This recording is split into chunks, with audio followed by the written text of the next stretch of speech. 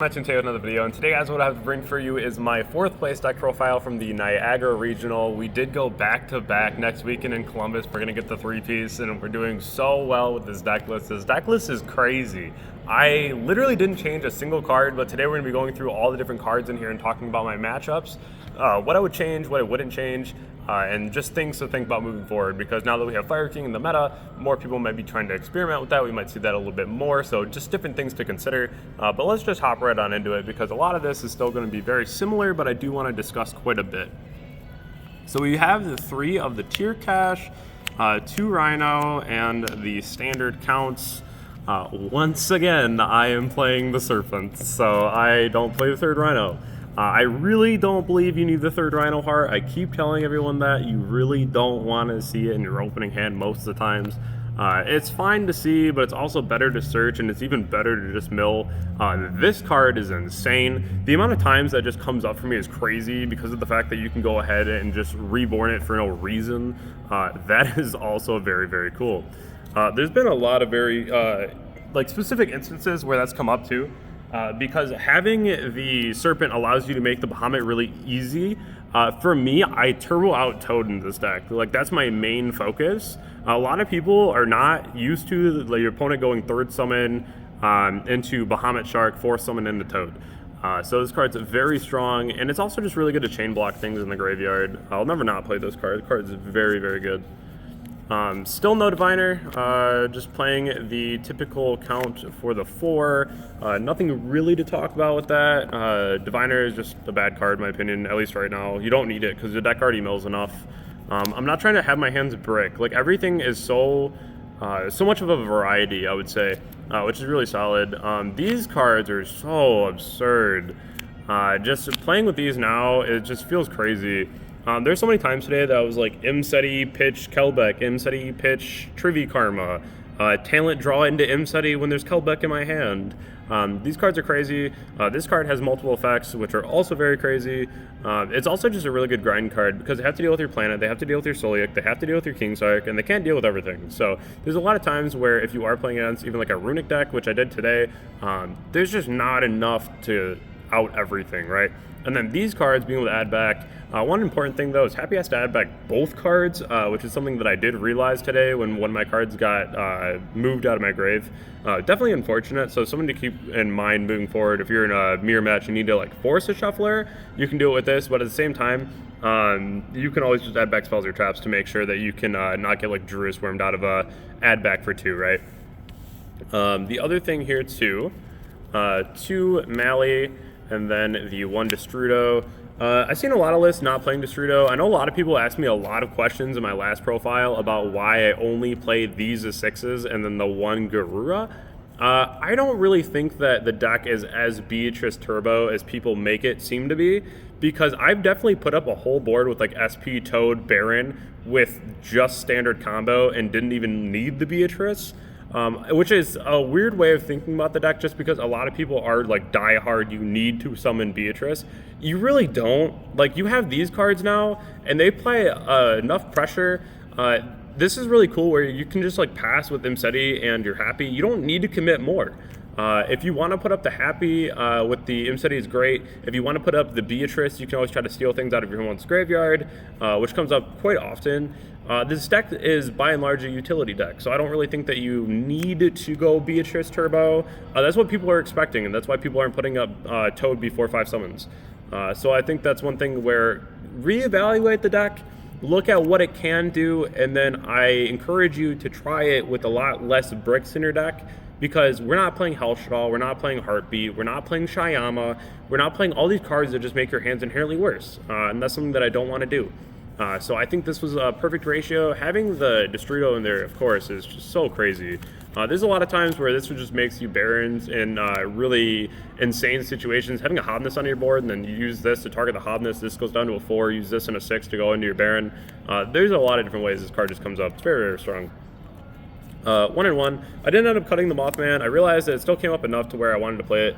There's still a lot of times today where I like actually resolved the Mothman effect, or if you open like Super Poly Nessie, it'd feel really bad to not have at least one more target in the deck. So I kept it in, still really good. It's still level 4, so you can make Dweller. Really strong. I played against Unchained today, and you best believe that Dweller came in handy. So it was very strong. It was very good. Going for the field spells, this is just standard. Card's insane. But I'm still playing 3 Super Poly and 3 Talent. I got a lot of questions last time about Super Poly 2. Listen, if you're not playing against Pearly and you're not playing against Unchained, that is the best card in your deck. Super Poly just deals with so much, and your opponent having a Baron is very common. You being able to normal summon a Rhino and make Guilty is very common. Being able to just not realize that this card is... I feel like people don't realize this card is not just a board breaker. It also can help you push for game and then also have really important interactions with your opponent. So like even if the end board isn't super polyable, if they have like one monster they extend into and they super poly with that monster, it's really strong. It came up against Lab today. It's really good against Lab, but like more importantly, my opponent went Coup Clock to send, reborn the Coup Clock, and instead of them being able to use their big welcome, I chained Super Poly to use my Shiren and their Coup Clock so they no longer control the Labyrinth monster. So I do think this card's really good. It's also literally just El Shaddoll Fusion, so if you're in the battle phase and you need more damage, you can just go ahead and attack for game. So very, very fun, very good card. Especially when one of the cards on your board are a tier name, so you fuse into one fusion and get another one, so it's just a lot of damage out of nowhere. Talent. This card drew me into some ridiculous things today. Having a Kelbeck in my hand, drawing into an Imseti, drawing into Kelbeck Keldo was crazy. Being able to use this, because it's you can only activate, so my opponent in the last round had Baron Toad, and I had double planet, double talent, so I activated planet, it got negated, I activated talent, it got negated, I activated planet, I searched, I activated talent to take, took the Baron. It was a really crazy instance. So definitely both these cards I think are really important. This is another reason why I don't think that you need to turbo any one specific line, is because this card just helps you deal with so much. You can steal things, you can look at their hand, you can get free advantage, and also when you're not playing a lot of bricks, the draws off this are insane because your whole deck is it's just relevant, it's just live. So moving past this, we have the Screams, then just going to go for the Foolishes and the Called By. Still not playing the third Scream. If we get the Miller's banned, then potentially going up to the third Scream. But overall, these cards all performed. This was really suboptimal today, but I mean, I just didn't see it. Doesn't mean I wouldn't play it. Another card that's just insane. Should not be in the game still. It's a one-of, and it's still the most sacky thing I've ever seen in my life. When you draw it, you just feel insane. And then the trap lineup, 2 Solix and a Trivy. I don't play Meta Noise, that card sucks. Talking about the sideboard, 3 Droll. Card came up today. It always felt suboptimal though. Every single time that I had it, it was like fine. It won me the Runic matchup, which was solid. I still would probably play this. It's still a very good card. Just was a little more suboptimal today than I would have liked. Still really solid though. Still would probably play this. I was told to play 2 Crow instead of 2 Druid's Worm, and to be honest, it would have won me my round 2, but like, I don't think it really mattered, because like Druid's came up enough too, so like, it's hard to tell. I think that Crow is a lot better into multiple situations, but like this is also where I get my other 6 at post side. So also still pretty strong. My opponents had a lot of Magnamuts in their graveyard today, and I definitely stole a lot of Magnamuts and then got this to my hand. Very important. 3 Droplet, I play 3 because I want to make sure that I can stop things like Dweller. It also helps you deal with really ignorant boards that are just like huge. You can go ahead and pitch really good cards out of your hand. Really did like this card today a lot. This came in quite a bit. Being able to just get rid of cards and just interact with your opponent well, especially in the damage step, was really important. Looking more toward the blowouts, I didn't see a single one of these all day long. I think I saw this and then I got hit on my hand and it literally didn't matter. Still would play these, still very good, but did not come up whatsoever. This card won me against Dragon. So this my hand was so bad. It was Serpent, double TC Boo, and 2 Scream, and I was like, set 1 pass. If you got it, you kill me. You know, like if you can out this card, I lose. And my opponent summoned the Tracer. I flipped TC Boo, and they just attacked. And I was like, all right, cool. Top deck Chiron pitched Serpent. I got ashed. It's like normal summon Chiron. And my last mill on that was off the Scream was the Kelbeck. And my last mill off Kelbeck was Hobbies.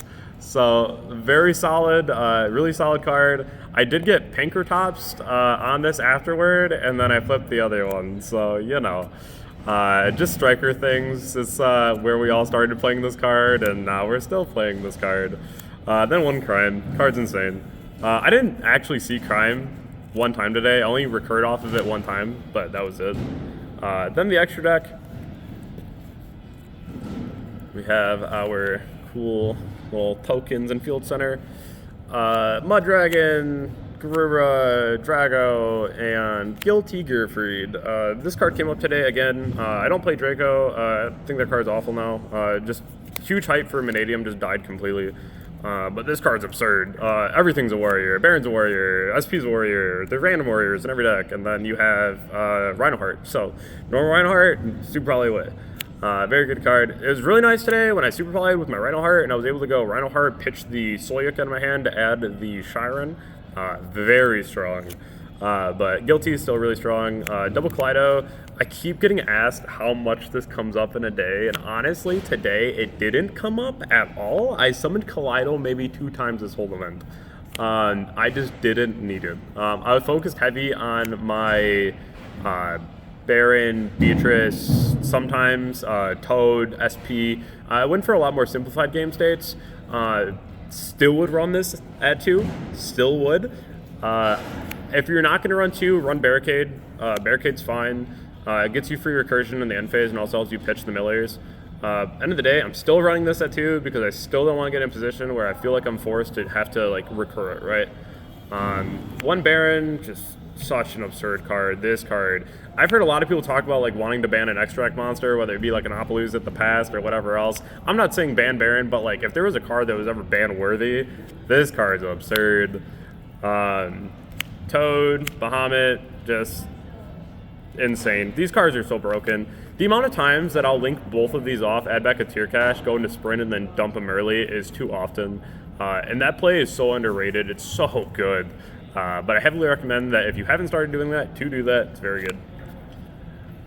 Dweller, again, you shouldn't be siding this. You should be mating this. The second you mill your opponent's deck and you see Unchained cards or anything that of the nature that would be shut off by Dweller, you should be doing this immediately. One Beatrice, one Zombie Vampire. Vamps are good. Summoned it only a couple times today. Still really strong. Dark, SP, and Sprint. Still broken cards. I still don't play Cross Sheep. That card's just awful. It doesn't come up enough. I feel like Denier, Cross Sheep, like all these cards that people are still playing, they just like, they don't come up, or if they do come up, it's a really suboptimal play. And I really don't want to ever put myself into a suboptimal play position. I think that if I'm ever going into a completely just watered down game state, it's just going to be me with SP. You know, just putting up the SP, putting up the Solyuk, and a tier cache in hand. And that's always enough. Playing through SP, I feel like people don't give this card enough credit when it's just SP. Because if you play against certain matchups where they just need their monster on board, pretty insane. You basically just play keep away. So it's very, very fun. And then the fact that you get the cards back in the end phase. So I've banished my own board a couple times just so they come back and I already know I have card advantage. I'm able to just like run back through the board. Huge shout outs to Craig. Craig behind the camera did get his invite today. So proud of you, friend. Thanks, shout outs buddy. to Spanko for being here as well. Thank you. Always very fun. Galzo, I didn't give you your shout out last time for the Horus cards. You know, they're very fun to use. They're very, very fun, very, very good. Shout out to all of the homies back home, Austin Smothers, Riw Hobbies. If you haven't already checked them out over in Livonia, Michigan, definitely go ahead and do so. I really do appreciate the partnership. And then, you know, I hope everyone has a great day. We're going for the 3-piece next week. So comment down below 3-piece to just manifest it. I really do appreciate it. Catch you all on the next one. Thank you.